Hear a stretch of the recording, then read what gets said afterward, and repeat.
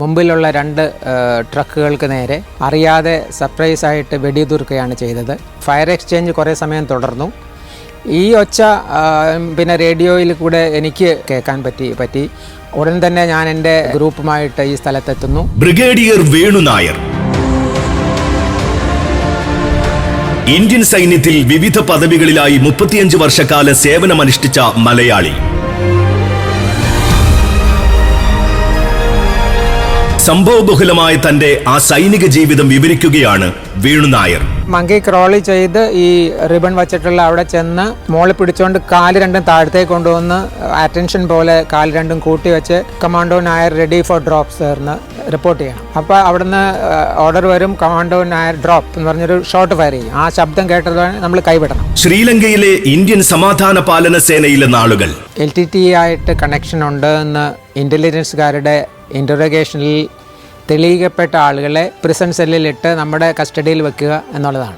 ഒരു LTT jail പുള്ളി തടവ് ചെയ്യാനുള്ള ശ്രമം നടത്തുകയുണ്ടായി. കാശ്മീർ താഴ്വരയിലെ ചില സംഭവങ്ങൾ. ദാൽ ലേക്കിൽ നിന്ന് ജോസിലേക്ക് പോകുന്ന ഈ റോഡിൽ തീവ്രവാദികളെന്ന് സംശയം ജനിപ്പിക്കുന്ന 2-3 പേര് പ്രത്യക്ഷപ്പെട്ടു. അടുത്ത് ചെന്നപ്പോൾ കണ്ടത് റോക്കറ്റ് ലോഞ്ചർ ലോഡഡ് ആയിട്ടുണ്ടായിരുന്നു. 3 പേരുടെ കയ്യിലും AK-47 ഉണ്ടായിരുന്നതായിട്ട് കണ്ടു. അഗ്നി 2 മിസൈൽ ബ്രിഗേഡിന്റെ കമാൻഡർ ആയിരുന്ന കാലം. കൗണ്ട് ഡൗൺ എന്ന് പറയുന്നത് നമ്മൾ ISROന്റെ ലോഞ്ചുകളിൽ നമുക്ക് എല്ലാവർക്കും അറിയാം. 3, 2, 1 -1 അങ്ങനെ പറയുമ്പോൾ അപ്പോഴത്തേക്കും ലോഞ്ച് അത് അവിടെ നിന്ന് ലോഞ്ചായി കാണും. അതിൻ്റെ വേം താഴത്തോട്ടാണ് വരുന്നത്. ബംഗാൾ ഉൾക്കടലിൽ പതിച്ചു. എന്ത് ചെയ്യാൻ എല്ലാവരും പരസ്പരം നോക്കുന്നുണ്ട്. ബ്രിഗേഡിയർ വേണു നായരുടെ സൈനിക അനുഭവങ്ങൾ അദ്ദേഹത്തിന്റെ വാക്കുകളിൽ. ഞാൻ 2006 അഗ്നി 2 മിസൈൽ ബ്രിഗേഡ് കമാൻഡറായിട്ട് ഇരിക്കുമ്പോഴാണ് അഗ്നി 3യുടെ ലോഞ്ചിൻ്റെ ഡേറ്റ് അറിയിക്കുന്നത്. അഗ്നി 3യുടെ കോർ ടീം എന്ന് വെച്ചാൽ അതിൻ്റെ പിന്നെ വരാവുന്ന ഒരു ടീം എൻ്റെ കൂടെ ഉണ്ടായിരുന്നു. അഗ്നി 2ൻ്റെ കൂടെ മിസൈൽ DRDO തയ്യാറാക്കി അതിൻ്റെ ആദ്യത്തെ പരീക്ഷണം നടക്കാൻ പോകുന്നു എന്നാണ് അറിയിപ്പ്. സ്ട്രാറ്റജിക് ഫോഴ്സിൻ്റെ ഹെഡ്ക്വാർട്ടർ ഡൽഹിയിൽ നിന്നാണ് ഉത്തരവ് കിട്ടിയത്. അതിൻ്റെ ഒരു എപ്പോഴാണെന്നുള്ള ഒരു വിശദീകരണമുള്ള ഡേറ്റും ഒക്കെ വന്നിരുന്നു. അത് നടക്കുന്നത് ഒറീസ കോസ്റ്റിലുള്ള വീലർ ഐലൻഡ് എന്ന ഒരു ദ്വീപിലാണ്. നമ്മുടെ എല്ലാ ബാലിസ്റ്റിക് മിസൈലുകളുടെയും പരീക്ഷണം അഗ്നി 1, അഗ്നി 2, ഇപ്പോൾ അഗ്നി 3 എല്ലാം നടക്കുന്നത് അവിടെയാണ്. അതിൻ്റെ ഡാംറ എന്നൊരു പോർട്ടിനോട് കൂടെ ചേർന്ന ഒരു സ്ഥലമാണിത്. ചാന്ദിപ്പൂർ എന്ന് പറഞ്ഞ ഒരു സ്ഥലത്താണ് നമ്മുടെ ഈ സ്മോൾ ആംസിൻ്റെ ഫയറിങ്ങും അതിൻ്റെ ടെസ്റ്റിങ്ങും ഒക്കെ നടക്കുന്നത്. പിന്നെ ചെറിയ റോക്കറ്റുകളുടെ പരീക്ഷണങ്ങളും അവിടെ നടത്തും. ഈ തീരത്ത് നിന്ന് ഒരു 6-7 കിലോമീറ്റർ ബംഗാൾ ഉൾക്കടലിൻ്റെ അകത്തേക്ക് ഉള്ളതാണ് ഈ ദ്വീപ്. ഈ ദ്വീപിനെ പറ്റി ഒരു വിവരം അറിഞ്ഞിരിക്കേണ്ടത്, നമ്മുടെ മഹാനായ അബ്ദുൽ കലാം, നമ്മുടെ പ്രസിഡൻ്റായിരുന്ന അബ്ദുൽ കലാം നമ്മുടെ DRDOയുടെ ചീഫായിട്ട് വളരെ നാളുകളുണ്ടായിരുന്നു. അദ്ദേഹം ഉണ്ടാക്കിയതാണ് ഈ ഇൻ്റഗ്രേറ്റഡ് മിസൈൽ പ്രോഗ്രാം എന്ന് വെച്ചാൽ ഒരു ആൻറ്റി ടാങ്ക് മിസൈൽ, ടാങ്കിനെതിരായിട്ടുള്ള മിസൈല്, അങ്ങനെ പല രീതിയിലുള്ള മിസൈലുകൾ ആയിട്ട് അഗ്നി 1 പൃഥ്വി ഒരു 500 കിലോമീറ്ററിൻ്റെ ദൂരത്തിൽ പോകാവുന്ന മിസൈലാണ്. പിന്നെ ഈ അഗ്നി 1 എന്ന് പറയുമ്പോൾ 1000 കിലോമീറ്റർ വരെ പോകുന്നതാണ്. അഗ്നി 2 2000 കിലോമീറ്റർ. അപ്പോൾ ഞാൻ ഈ ബ്രിഗേഡ് കമാൻഡ് ചെയ്യുമ്പോൾ അതിൻ്റെ ഏറ്റവും കൂടുതൽ ദൂരത്തേക്ക് ശത്രുവിൻ്റെ രാജ്യത്തേക്ക് വിടാൻ 2000 കിലോമീറ്റർ വരെ പോകാമായിരുന്നു. അപ്പോൾ നമ്മുടെ സ്ഥലത്ത് നിന്ന് ചൈനയിലേക്ക് വരെ പോകുന്ന ഒരു കേപ്പബിലിറ്റി, ഒരു കഴിവുള്ള മിസൈൽ സിസ്റ്റമാണ് എൻ്റെ ചുമതലയാണ് എൻ്റെ ബ്രിഗേഡിനുണ്ടായിരുന്നത്. ആ മിസൈല് ബാലിസ്റ്റിക് മിസൈൽ എന്ന് വെച്ചാൽ നമ്മുടെ അത് മുകളിലേക്ക് തൊടുത്ത് വിട്ട് അന്തരീക്ഷത്തെ കൂടി സ്പേസിലേക്ക് പോയിട്ട് പിന്നെ തിരിച്ച് വരുന്നു. അത് പിന്നെ റീ എൻട്രി എന്ന് പറയും. തിരിച്ച് അറ്റ്മോസ്ഫിയറിലേക്ക് വന്ന് എവിടെയാണ് ഏത് ടാർഗറ്റിലേക്കാണ് പോകുന്നത് അങ്ങോട്ട് പോകുക. അത് തന്നെയാണ് ബാലിസ്റ്റിക് മിസൈൽ എന്ന് പറയുന്നത്. ഇപ്പോൾ നമ്മൾ US ഇറാൻ വാറിലൊക്കെ കണ്ടമാനം കേട്ടുകൊണ്ടിരിക്കുന്ന ഒരു വാക്കാണിത്. എൻ്റെ ഹെഡ്ക്വാർട്ടറിൽ ഇരിക്കുമ്പോഴാണ് ഈ ലെറ്റർ വരുന്നത്. ഞാൻ പറഞ്ഞല്ലോ, ഡൽഹിയിലാണ് നമ്മുടെ സ്ട്രാറ്റജിക് ഫോഴ്സസിൻ്റെ ഹെഡ്ക്വാർട്ടർ ഉള്ളത്. അവിടെ ആർമി നേവി എയർഫോഴ്സിൻ്റെ ഒരു 3 സ്റ്റാർ ആർമി കമാൻഡർ തുല്യമായ റാങ്കിൽ. ഞാൻ ആ സമയത്ത് നേവിയുടെ ഒരു വൈസ് അഡ്മിറലായിരുന്നു, അവിടുത്തെ കമാൻഡർ ഇൻ ചീഫ്. ഞങ്ങൾക്ക് എത്തേണ്ടത് വീലർ ഐലൻഡിലാണ്. അഗ്നി 2 മിസൈൽ ബ്രിഗേഡിൻ്റെ ഹെഡ് ക്വാർട്ടർ സെക്കൻഡറാബാദിലായിരുന്നു. സെക്കൻഡറാബാദിലെ ഹൈദരാബാദ് എയർപോർട്ടിൽ നിന്ന് വളരെ ദൂരമില്ല, ഒരു 30 കിലോമീറ്റർ ഉള്ളൂ. ഞങ്ങൾക്ക് എത്തേണ്ടിയിരുന്നത് ഭുവനേശ്വറിലാണ്. രണ്ടും തമ്മിലുള്ള എയർ കണക്ടിവിറ്റി ഉണ്ട്. ഞാനും എൻ്റെ കൂടെ എൻ്റെ ഒരു സ്റ്റാഫ് ഓഫീസറും ഉണ്ടായിരുന്നു. ഞങ്ങൾ രണ്ടുപേരും ടിക്കറ്റെല്ലാം ബുക്ക് ചെയ്തു. അവിടെ ലോഞ്ച് എൻ്റെ ഒരു ദിവസം മുമ്പ് ചെല്ലണം എന്നാണ് നിർദ്ദേശമുണ്ടായിരുന്നത്. എയർപോർട്ടിൽ നിന്ന് ഈ ഗസ്റ്റ് റൂം വരെ, ഡാംറയിലുള്ള ഗസ്റ്റ് റൂം വരെ പോകാൻ അവരുടെ എയർപോർട്ടിൽ അവരുടെ വണ്ടിയുണ്ടായിരുന്നു. പ്രശ്നങ്ങളൊന്നും ഇല്ലാതെ അവിടം വരെ ചെന്നു. ആ രാത്രി അവിടെ താമസിച്ചു. അത് പിറ്റേ ദിവസം രാവിലെയാണ് വീലർ ഐലൻഡിലേക്ക് പോകേണ്ടത്. ഈ ഡാംറ പോർട്ടിൻ്റെ അവിടെ നിന്ന് ഒരു ലോഞ്ച് ഉണ്ട്. അപ്പോൾ ഈ DRDOയുടെയും അവിടുത്തെ ആർമി എസ്റ്റാബ്ലിഷ്മെൻറ്റിനും കൂടെ ഈ ലോഞ്ചസ് ഈ വീലർ ഐലൻഡുമായിട്ട് ആളുകളെ കൊണ്ടുപോകാനും തിരിച്ചു കൊണ്ടുവരുവാനുമുള്ള ബോട്ട് സർവീസസ് ഉണ്ട്. ഈ ലോഞ്ച് സർവീസ് ഉണ്ട്. അതിൽ ഞങ്ങൾ കുറച്ച് പേരുണ്ടായിരുന്നു, സാധാരണ അങ്ങോട്ട് പോകുന്നവർ. അപ്പോൾ അവിടെ ചെല്ലുമ്പോൾ വളരെ സെക്യൂർ ആയിട്ടുള്ള ഒരു ഐലൻഡാണ്. അതിൻ്റെ സെക്യൂരിറ്റി മിസൈൽ പരീക്ഷണം നടത്തുന്നതാണ്. ഈ മിസൈൽ പരീക്ഷണം നടത്തുന്ന അതിനെപ്പറ്റിയുള്ള ഒരു നോട്ടാം എന്ന് പറയും. അതിൻ്റെ എത്ര ദൂരത്തേക്കാണ് അത് പതിക്കാനുള്ള സാധ്യത, അതിനെപ്പറ്റിയെല്ലാം അവിടെ കൂടി പോകുന്ന എയർക്രാഫ്റ്റുകൾക്ക് എല്ലാം വഴിമാറി പോകേണ്ടതുണ്ട്.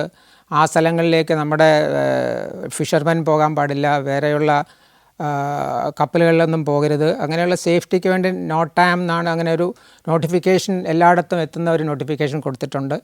അതിൻ്റെ ഒരു ടൈം പീരീഡൊക്കെ ഉണ്ടായിരിക്കും.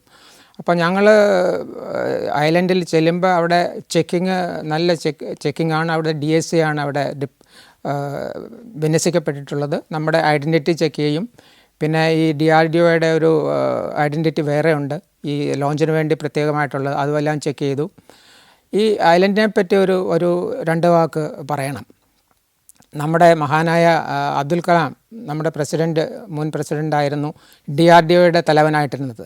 അദ്ദേഹത്തിൻ്റെ, ഞാൻ മിസൈൽ ഇതിൻ്റെ കാര്യം പറഞ്ഞല്ലോ, അദ്ദേഹം ആണ് ഇങ്ങനെ ഒരു എല്ലാ കാര്യങ്ങളും നോക്കി ഏറ്റവും നല്ല ഒരു സ്ഥലം ഈ ലോഞ്ചിന് പറ്റിയത് ഏതാണെന്ന് പല സ്ഥലങ്ങളും നോക്കിയതിൽ ഈ വീലർ ഐലൻഡ്, അതിൻ്റെ സൈസ്, അതിൻ്റെ ലൊക്കേഷനെല്ലാം നോക്കിയതിന് ശേഷം ഇത് ലോഞ്ചിന് നല്ലതായിരിക്കുമെന്ന് അദ്ദേഹം മനസ്സിൽ കണക്കാക്കി. പക്ഷേ അത് സാധാരണഗതിയിലുള്ള അക്വിസിഷനിലേക്ക് പോകാൻ അത് വളരെ ടൈം എടുക്കും. അതിൻ്റെ റവന്യൂ കാര്യങ്ങളൊക്കെ നടത്തി കിട്ടുന്നത് വളരെ ബുദ്ധിമുട്ടുള്ള കാര്യമാണ്. അപ്പോൾ അത് അക്വയർ ചെയ്യുന്നതിന് വേണ്ടിയിട്ട് സർക്കാരിൻ്റെ അനുവാദം വേണം. അതിന് ഒറീസയുടെ അന്നത്തെ മുഖ്യമന്ത്രിയായിരുന്ന ശ്രീ ബിജു പട്നായിക്കിനെ കാണുന്നു. ഈ 2 മഹാന്മാരും ഇന്ത്യയുടെ ഇൻട്രസ്റ്റ് മുന്നിൽ നിർത്തിക്കൊണ്ട് ഇത് വളരെ അതിൻ്റെ കാര്യങ്ങളെല്ലാം റെഡിയാക്കി ഇത് അക്വയർ ചെയ്ത് DRDOയ്ക്ക് കൊടുക്കുന്നു. മാസങ്ങൾക്കുള്ളിൽ അത് കൊടുക്കുന്നു. പിന്നെ അവിടുത്തെ റോഡുകൾ നിർമ്മിക്കണം, അതിനൊരു ഹെലിപാഡ് വേണം, അതിൻ്റെ ലോഞ്ച് പാഡ്, ഇതെല്ലാം അവിടുത്തെ ഇങ്ങനെയുള്ള അസറ്റ്സ്, ഇൻഫ്രാസ്ട്രക്ചർ എന്ന് പറയും, അതൊക്കെ ഉണ്ടാക്കി തയ്യാറാക്കിയാണ് ഒരു ഐഡിയൽ ലോഞ്ച് ഉള്ള സ്ഥലമാക്കി അത് മാറ്റുന്നത്. അപ്പോൾ ഞാൻ ഇതിൻ്റെ ഒരു പുറകോട്ടൊന്ന് നോക്കി അവരെ നമിക്കുകയായിരുന്നു. ഞാനും ഇങ്ങനെ വളരെ ചുമതലയുള്ളൊരു സ്ഥലത്താണല്ലോ ഇരിക്കുന്നത്. അവിടുത്തെ ചെക്കിങ്ങിന് ശേഷം ഞങ്ങൾ അകത്തേക്ക്, ഞാനും സ്റ്റാഫ് ഓഫീസറും പിന്നെ അവിടുത്തെ കുറച്ച് DRDOയിലെ ഓഫീസേഴ്സും ഉണ്ട്, അവരുമൊക്കെ കൂടി പോകുന്നു. ഈ ദ്വീപ് ഒരു 2 കിലോമീറ്റർ വീതിയും ഒരു 3 കിലോമീറ്റർ 2 കിലോമീറ്റർ വീതിയും നീളവുമുള്ള ഒരു ദ്വീപാണ്. അവിടെ ചെറിയ ചെറിയ വൃക്ഷങ്ങളുണ്ട്. ഞങ്ങൾ ചെല്ലുമ്പോൾ ഹെലിപാഡുണ്ട്, റോഡുകളുണ്ട്. ഈ 1-2 റോഡുകൾ ഈ ലോഞ്ച് പാഡിലേക്കാണ് പോകുന്നത്. പിന്നെ അവരുടെ ബ്ലോക്ക് ഹൗസ് എന്ന് പറഞ്ഞാൽ ഈ ലോഞ്ച് കമ്പ്യൂട്ടറിൽ ഇരുന്ന് കാണാൻ പറ്റുന്ന ബ്ലോക്ക് ഹൗസ് ഉണ്ട്. ബ്ലോക്ക് ഹൗസ് പിന്നെ ഈ അവരുടെ ഒരു ആഹാരങ്ങൾക്ക് വേണ്ടി ഒരു മെസ്സുണ്ട്. മെസ്സിനോട് ചേർന്ന് തന്നെ അവിടെ ഈ ലോഞ്ചിന് വരുന്ന സ്റ്റാഫിനും പിന്നെ ഞങ്ങളെപ്പോലെയുള്ളവർക്കും താമസിക്കാനുള്ള സൗകര്യങ്ങൾ അവിടെ ഉണ്ടാക്കിയിട്ടുണ്ട്. അപ്പോൾ ഒരു വളരെ ഒരു സെറ്റിൽഡായ ഒരു ചെറിയൊരു ടൗൺഷിപ്പ് എന്ന് പറയാൻ പറ്റില്ല, ഒരു വളരെ നീറ്റായിട്ടുള്ള ഒരു കാര്യമാത്ര പ്രസക്തമായ ഒരു ഫങ്ഷണലായ ഒരു ഇതിന് വേണ്ടിയിട്ടുള്ള വളരെ വളരെ നന്നായിട്ട് ക്രമീകരിച്ചിരിക്കുന്ന ഒരു ദ്വീപാണ് ഞാൻ കണ്ടത്.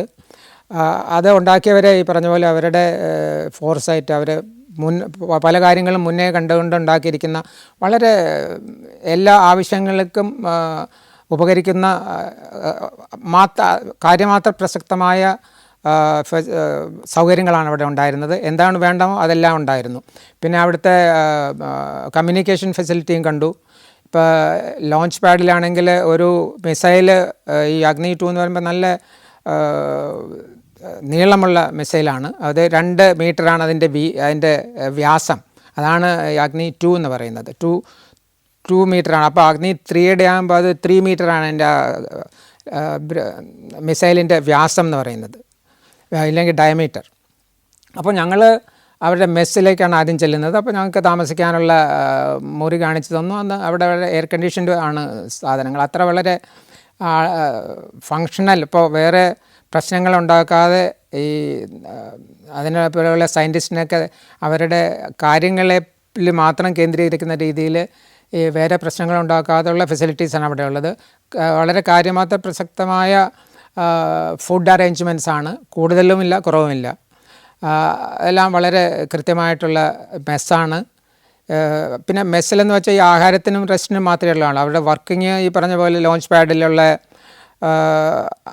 അതിൻ്റെ റോക്കറ്റിനെ നിലയ്ക്ക് നിർത്തി അതിൻ്റെ ഫ്യൂവൽ ഫില്ല് ചെയ്യുക. ചിലതിൻ്റെ പാർട്ട് സോളിഡായിട്ടുള്ള ഫ്യൂവലാണ് അതിൻ്റെ അകത്തുള്ളത്. പിന്നെ ചില സ്റ്റേജ് അത് ലിക്വിഡ് എന്ന് വെച്ചാൽ ഈ ഒഴിച്ചു കൊടുക്കേണ്ടതാണ്. അങ്ങനെയാണ് അതിൻ്റെ ലോഞ്ച് പാഡിലേക്കുള്ളത്. ഞങ്ങൾ അത് കഴിഞ്ഞിട്ട് അവിടെ താമസിച്ച് പിന്നെ ഇതിൻ്റെ സയൻറ്റിസ്റ്റ് മിഷൻ ഡയറക്ടർ ഒരു മിസ്റ്റർ അവിനാഷ് ചന്ദ്രായിരുന്നു. അതിൻ്റെ കൂടെ തന്നെ നമ്മുടെ മിസൈൽ വുമൺ എന്ന് പറയുന്ന ടെസ്സി തോമസ്, നമ്മുടെ മലയാളിയാണ്, അവരുണ്ടായിരുന്നു. അവർ ഈ ഗൈഡൻസ്, ആ കാലങ്ങളിൽ ഗൈഡൻസ് സിസ്റ്റത്തിൻ്റെ ഇൻചാർജ് ആയിരുന്നു എന്നാണ് ഞാൻ, ഇനർഷ്യൽ ഗൈഡൻസ് സിസ്റ്റത്തിൻ്റെ ഇൻചാർജ് ആയിരുന്നു അവർ. പിന്നീട് അവർ DRDOയുടെ ഹെഡൊക്കെ ആയിട്ടാണ് റിട്ടയർ ചെയ്തതെന്നാണ് ഞാൻ മനസ്സിലാക്കുന്നത്. ഇത് 2006 കാര്യമാണല്ലോ ഞാൻ പറയുന്നത്. അവരൊക്കെ പിന്നെ സയൻറ്റിസ്റ്റ് HG എന്നൊക്കെ ലെവലിലുള്ളവരാണ്. മിഷൻ ഈ DRDOയുടെ ഹെഡുണ്ട്. പിന്നെ ASL എന്ന് പറയുന്ന ഒരു ഓർഗനൈസേഷനാണ് ഈ അഗ്നി സീരീസിനെ ഡെവലപ്പ് ചെയ്തുകൊണ്ട് വന്നിരുന്നത്. അതിൻ്റെ ഹെഡാണ് ഞാൻ പറഞ്ഞ പോലെ മിസ്റ്റർ അവിനാഷ് ചന്ദർ. അവരെല്ലാം ഹൈദരാബാദിൽ നിന്ന് വരുന്നത് IL-76 ഒരു പ്രത്യേക എയർക്രാഫ്റ്റ് അവർക്ക് വേണ്ടി കൊടുത്തിരുന്നു. അതിലാണ് അവരെല്ലാം എത്തിയിരുന്നത്. അപ്പോൾ ഞാൻ ചെല്ലുമ്പോൾ മിഷൻ ഡയറക്ടറുണ്ട്, ഈ പ്രൊജക്ട് ഡയറക്ടറുണ്ട്, മാഡം ടെസ്സി ഉണ്ട്. അപ്പോൾ അവരെല്ലാവരും കൂടെ ഈ അവരുടെ റിവ്യൂ മീറ്റിങ്സ് ഇങ്ങനെ നടന്നുകൊണ്ടിരിക്കും. ഓരോ 6 മണിക്കൂർ കഴിയുമ്പോഴും അതിൻ്റെ കൗണ്ട് ഡൗൺ തുടങ്ങിക്കഴിഞ്ഞിട്ടുണ്ടായിരുന്നു. രാത്രിയിൽ ഞങ്ങൾ പിറ്റേ ദിവസമാണ് അതിൻ്റെ ലോഞ്ച്. ഒരു 10 മണിക്കാണ് ലോഞ്ച്. അപ്പോൾ അതിനു മുമ്പ് രാത്രിയിൽ അവരുടെ ലോഞ്ച് പാഡിൽ ചെല്ലുമ്പോൾ എല്ലാവരും നല്ലപോലെ ലൈറ്റഡ് ആണ്. എന്ന് വെച്ചാൽ എനിമിയായിട്ടുള്ള പ്രശ്നങ്ങളൊന്നുമില്ലല്ലോ. അപ്പോൾ അവിടെ ഉള്ള സയൻറ്റിഫിക് എക്സ്പെരിമെൻറ്റും അതിൻ്റെ ടെസ്റ്റിങ്ങും ഒക്കെ ഓരോ ടെസ്റ്റിങ് നടത്തിക്കൊണ്ടിരിക്കുന്നു. കൗണ്ട് ഡൗൺ വളരെ കുറച്ച് നേരത്തെ തന്നെ തുടങ്ങിയിട്ടുണ്ട്. അത് അവസാനം ചെല്ലുമ്പോഴാണ് ഈ ലോഞ്ച് ആകുന്നത്. അത് പിറ്റേ ദിവസമാണ്. അപ്പോൾ അത് കഴിഞ്ഞിട്ടുള്ള റിവ്യൂ മീറ്റിങ്ങിലേക്ക് എല്ലാവരും ഈ സയൻറ്റിസ്റ്റ് ചെയ്തുകൊണ്ടിരിക്കുമ്പോൾ അതിനെയൊക്കെ കാണാൻ ഞങ്ങളെയും അനുവദിച്ചിരുന്നു. എന്ന് വെച്ചാൽ ഞങ്ങൾ അതിൻ്റെ ഇത് ടെസ്റ്റ് ചെയ്ത് കഴിയുമ്പോൾ അത് സക്സസ്ഫുൾ ആയെങ്കിൽ അത് ഇൻട്രൊഡ്യൂസ് ചെയ്യുന്നതിൻ്റെ ഹോൾഡേഴ്സ് ഞങ്ങൾ മിസൈൽ ബ്രിഗേഡ് ആയിരിക്കുമല്ലോ. അതുകൊണ്ട് അതിൻ്റെ ഞങ്ങളുടെ കോർ ടീമിൻ്റെ ഉണ്ടായിരുന്ന ഓഫീസർ ഇൻചാർജും എൻ്റെ കൂടെ ഉണ്ടായിരുന്നു. അവരെല്ലാവരും കൂടെയാണ് ഈ രാത്രിയിൽ ലോഞ്ച് പാഡിൽ പോയി വരുന്നതും ഈ റിവ്യൂ മീറ്റിങ്ങിൽ പങ്കെടുക്കുന്നതും. അത് കഴിഞ്ഞിട്ട് രാവിലെ വളരെ നേരത്തെ തന്നെ എഴുന്നേറ്റിട്ടു. പിന്നെ ഞങ്ങളുടെ സ്ട്രാറ്റജിക് ഫോഴ്സസ് കമാൻഡിൻ്റെ ഞാൻ പറഞ്ഞ പോലെ വൈസ് അഡ്മിറൽ ആണ് വരേണ്ടത്. അദ്ദേഹത്തെ ഹെലിപ്പാഡിൽ നിന്ന് അദ്ദേഹം ഭുവനേശ്വർ വരെ അവർക്ക് സ്പെഷ്യൽ എയർക്രാഫ്റ്റ് ഉണ്ട്. ഈ കമാൻഡർ ഇൻ ചീഫുകൾക്ക് സ്പെഷ്യൽ എയർക്രാഫ്റ്റ് അവർക്ക് ഈ VIP സ്ക്വാഡിൽ നിന്ന് അവർക്ക് ഓരോ സ്ഥലത്തു നിന്ന് വേറെ സ്ഥലത്തേക്ക് പോകാനുള്ള സെൻട്രൽ ഗവൺമെൻറ്റിൻ്റെ കീഴിലുള്ള VIP സ്ക്വാഡിൽ നിന്ന് ആണ് ഒരു ഫിക്സ്ഡ് വിങ് എയർക്രാഫ്റ്റാണ് അവർക്ക് കൊടുക്കുന്നത്. അദ്ദേഹം ഭുവനേശ്വറിൽ വരുന്നു, അവിടുന്ന് ഹെലികോപ്റ്റർ വഴി ഇവിടെ ഹെലിപ്പാഡിൽ വന്നു. ഹെലിപ്പാഡിൽ സ്വീകരിക്കാൻ അദ്ദേഹം എന്നാണല്ലേ അറിയുന്നത്, എന്നെയാണ് mission director DRDO chief mission Avinash ചന്ദ്രും എന്നെയാണ് പറഞ്ഞയക്കുന്നത്. അദ്ദേഹത്തെ ഞാൻ സ്വീകരിച്ച് കൊണ്ടുവരുന്നു. അത് കഴിഞ്ഞിട്ടാണ് അന്നത്തെ ഡിഫൻസ് മിനിസ്റ്റർ ആയിരുന്നു മിസ്റ്റർ പ്രണബ് മുഖർജി, അദ്ദേഹം വരുന്നത്. ഇതൊരു വളരെ അഗ്നി, ഞാൻ പറഞ്ഞല്ലോ എൻ്റെ കീഴിൽ ഉണ്ടായിരുന്ന 2000 കിലോമീറ്ററുള്ള അഗ്നി 2 ആണെന്ന് നമ്മുടെ ഈ ആർമി വെക്ടറിൽ ഉള്ള ഏറ്റവും ദീർഘം കൂടിയ മിസൈൽ, ബാലിസ്റ്റിക് മിസൈൽ ഇപ്പോൾ ട്രയൽ ലോഞ്ച് ചെയ്യാൻ പോകുന്നത് 3000 കിലോമീറ്ററുള്ള അഗ്നി 3 ആണ്. അപ്പോൾ വളരെ സ്ട്രാറ്റജിക്കലി വളരെ പ്രധാനപ്പെട്ട ഒരു മൈൽ സ്റ്റോൺ ആണ് ഈ ഒരു ട്രയൽ ലോഞ്ച്.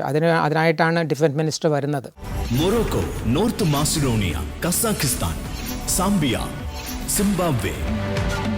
സഞ്ചാരം പെൻഡ്രൈവ് വോളിയം നമ്പർ 21. അപൂർവ ദൃശ്യയാത്രാ വിവരണ ശേഖരം ഉടൻ സ്വന്തമാക്കാൻ സഞ്ചാരം എന്ന് SMS ചെയ്യൂ. ഫോൺ 9995444222. അപ്പോൾ അദ്ദേഹം വരുമ്പോൾ ഈ ബ്ലോക്ക് ഹൗസ് എന്ന് പറഞ്ഞ് അകത്തേക്ക് ചെല്ലുമ്പോൾ കാണുന്നത് നമ്മുടെ ISROൻ്റെ ലോഞ്ചൊക്കെ നമ്മൾ മിക്കവാറും നിങ്ങളെല്ലാവരും കണ്ടു കാണുമല്ലോ. അപ്പോൾ അതിൽ പല മോണിറ്റേഴ്സ്, ഈ കമ്പ്യൂട്ടറിൻ്റെ സ്ക്രീൻസ് ഉണ്ടല്ലോ, അതെല്ലാം ഇങ്ങനെ ഓരോന്നിൻ്റെയും മുമ്പിൽ സയൻറ്റിസ്റ്റുകൾ ഇരിപ്പുണ്ട്. അപ്പോൾ അതിന് ലോഞ്ച് കൗണ്ട് ഡൗൺ എന്ന് പറയുന്നത് നമ്മൾ ISROൻ്റെ ലോഞ്ചുകളിൽ നമുക്ക് എല്ലാവർക്കും അറിയാം. ചെയ്തു വരുന്ന 0, 10 അങ്ങനെ 10, 9, 7, 6, 5, 4, 3, 2, 1 എന്നിപ്പോൾ -1 അങ്ങനെ പറയുമ്പോൾ അപ്പോഴത്തേക്കും ലോഞ്ച് അത് അവിടെ നിന്ന് ലോഞ്ചായി കാണും. അതിൻ്റെ ഒരു ഗ്രാഫുണ്ട്, ഒരു വേം പോലുള്ള ഒരു ഇത് നമുക്ക് കമ്പ്യൂട്ടറിൽ കാണാം. അപ്പോൾ ഈ ലോഞ്ചിന് മുമ്പ് വരെ എല്ലാവർക്കും ഭയങ്കര ആകാംക്ഷയായിരുന്നു ആകുമെന്ന്. അപ്പോൾ ലോഞ്ചായി കഴിഞ്ഞ് കുറച്ച് എന്നാലും പോയിക്കൊണ്ടിരിക്കുന്നതായിട്ട് ആ വേം ഇങ്ങനെ പ്രോഗ്രസ് ചെയ്തുകൊണ്ട് പോകുന്നത് നമുക്ക് കാണുന്നുണ്ട്. അപ്പോൾ ശരിയായിരിക്കും എന്നാണ് നമ്മളെല്ലാം കരുതിയത്. പക്ഷേ കുറച്ച് കഴിയുമ്പോഴാണ് അത് പറയുന്നത്, അത് താഴത്ത് എത്ര കിലോമീറ്റർ പോയിട്ടത് പിന്നെ പോകുന്നില്ല, അതിൻ്റെ വേം താഴത്തോട്ടാണ് വരുന്നത്. ബംഗാൾ ഉൾക്കടലിൽ പതിച്ചു എന്നാണ് മനസ്സിലാകുന്നത്. അപ്പോൾ എല്ലാവർക്കും ഒരു ഭയങ്കര മ്ലാനത പരന്നു അവിടെ എല്ലാവർക്കും. എന്ത് ചെയ്യാൻ എല്ലാവരും പരസ്പരം നോക്കുന്നുണ്ട്. മിഷൻ ഡയറക്ടറും മിസ്റ്റർ അവിനാഷ് ചന്ദ്രും ഒക്കെ വളരെ മ്ലാനമായിട്ടിരിപ്പുണ്ട്. അപ്പോൾ അത് കഴിഞ്ഞ് ലൈറ്റ് ഇത് പറഞ്ഞു. അപ്പോൾ അത് നോട്ട് സക്സസ്ഫുൾ എന്നുള്ളൊരു ഇത് കിട്ടി. അത് കഴിഞ്ഞിട്ട് ആണ് ഒരു നേതാവ് എങ്ങനെയാണ് ഈ ഇതിലെ പരിസ്ഥിതിയിൽ പ്രതികരിക്കേണ്ടതെന്ന് ഞാൻ മനസ്സിലാക്കുന്നത്. അദ്ദേഹം മിസ്റ്റർ പ്രണബ് മുഖർജി എല്ലാവരെയും അഡ്രസ്സ് ചെയ്യാൻ വന്നു. അങ്ങനെ പറഞ്ഞു, ഞാനിപ്പോൾ ഡിഫൻസ് മിനിസ്റ്ററാണ്, കോൺഗ്രസിൻ്റെ ഈ നിലയിലുള്ള ഒരു നേതാവായിട്ട് ഞാനിപ്പോൾ ഇരിക്കുന്നുണ്ട്. പക്ഷേ എനിക്കാണെങ്കിൽ തന്നെ ഞാനും പല ഇലക്ഷനുകളും തോറ്റിട്ടുണ്ട്.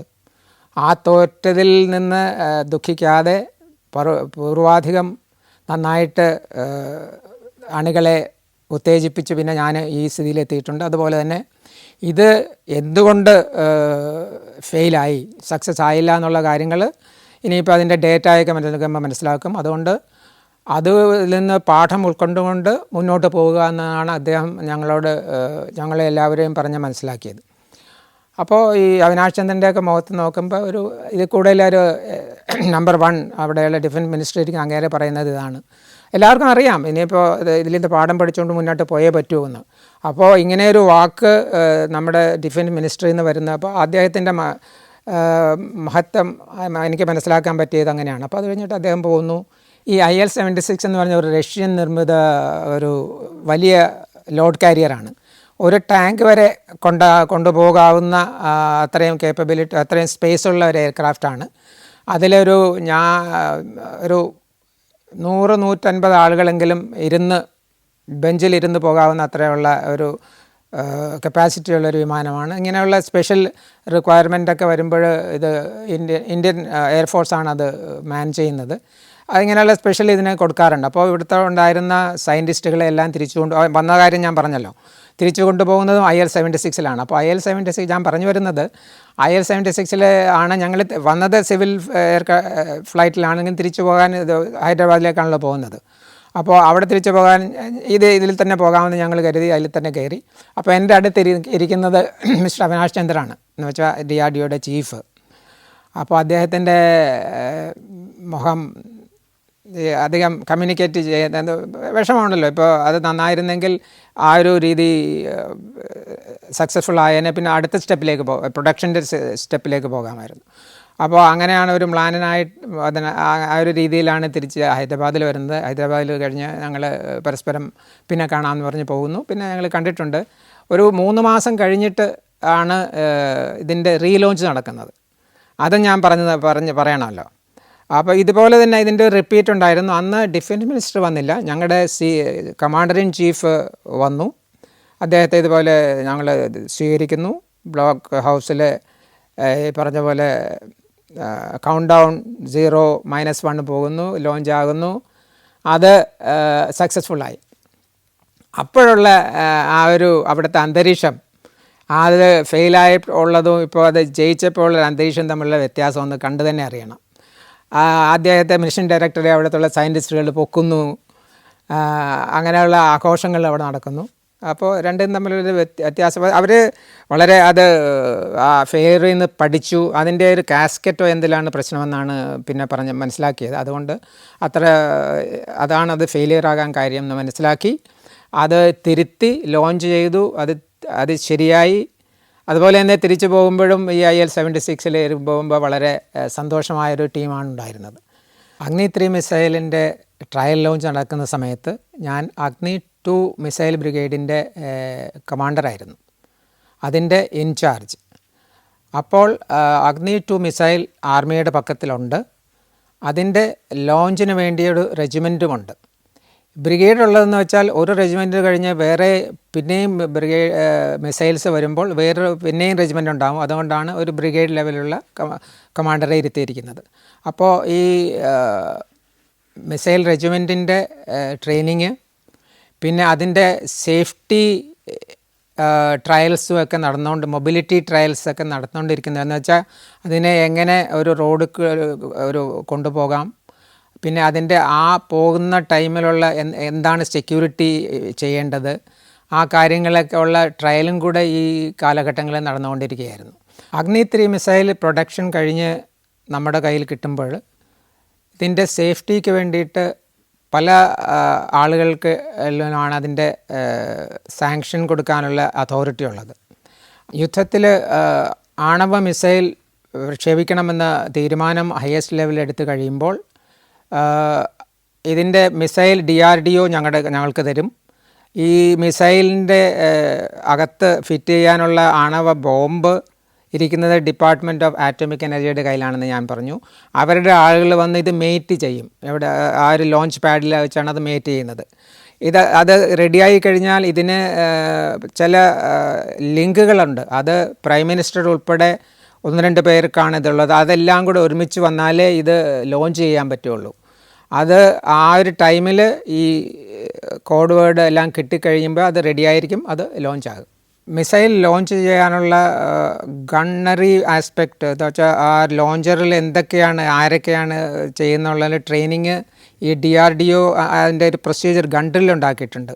അത് ഞങ്ങൾക്ക് തരും. അതിൻ്റെ തുടക്കത്തിൽ ഞങ്ങളുടെ ട്രെയിനിങ് സൂപ്പർവൈസ് ചെയ്യുന്നത് DRDO ആണ്. അത് കഴിഞ്ഞാൽ അതിനുള്ള ഒരു SOP സ്റ്റാൻഡേർഡ് ഓപ്പറേറ്റിംഗ് പ്രൊസീജിയർ പോലെ ഒരു ഗൺഡ്രിൽ ബുക്ക് ഉണ്ടാക്കിയിട്ട് അതിന് ഞങ്ങൾക്ക് ഇൻസ്ട്രക്ടേഴ്സ് ഓഫീസർ ലെവലിലുണ്ട്, JCO ലെവലിലൊക്കെ ഉണ്ട്.